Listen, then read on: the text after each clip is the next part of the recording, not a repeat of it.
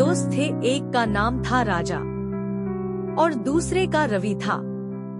राजा पढ़ने में बड़ा होशियार था, वहीं रवि पढ़ने में औसत था।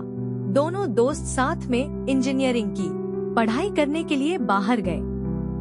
कुछ समय बाद दोनों दोस्तों ने अपना वास्तुकार आर्किटेक्ट का काम शुरू किया। राजा, जो पढ़ने में अच्छा था, बड़ी अच्छी अच्छी बिल्डिंग्स बनाने लगता है।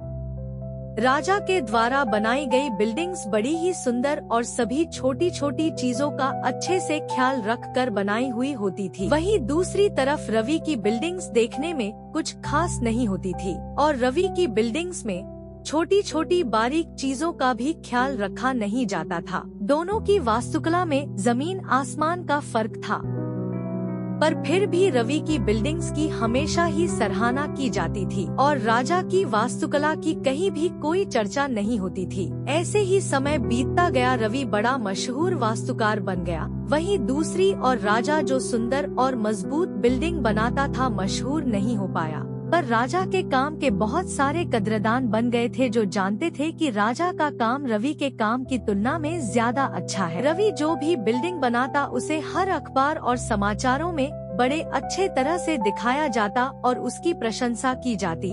रवि का काम लोगों को कम पसंद आता, पर समाचार में प्रशंसा करने वाले रवि की ही तारीफ करते न थकते। वहीं राजा के काम को लोग पसंद करते थे। समय के साथ अब राजा मशहूर होने लगता है, वहीं रवि की लोकप्रियता कम होने लगती है। रवि के द्वारा बनाई गई बिल्डिंग्स को लोग खरीदना बंद कर देते हैं और एक नए वास्तुकार, जिसका नाम दहुजा था, उसकी बिल्डिंग्स की तारीफ करने लगते हैं। हालांकि दहुजा का काम भी किसी भी प्रकार से रवि से अच्छा नहीं था।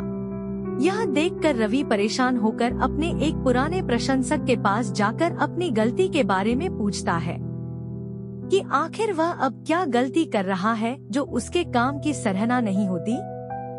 तब रवि के बूढ़े प्रशंसक ने रवि से कहा, तुम कभी भी अच्छे वास्तुकार नहीं थे, तुमसे अच्छा वास्तुकार तो हमेशा से ही राजा था और राजा आज इस दहुजा से भी अच्छा है जिसकी हम तारीफ कर रहे हैं।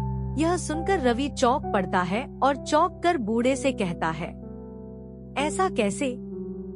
तब बूढ़ा उससे कहता है, हम लोग हमेशा से राजा की काबिलियत को जानते थे, पर हमने अपनी बातों से तुम्हें बड़ा बनाया ताकि तुम हमेशा हमारे कृतज्ञ रहो और हमारे एहसानों में दबे रहो।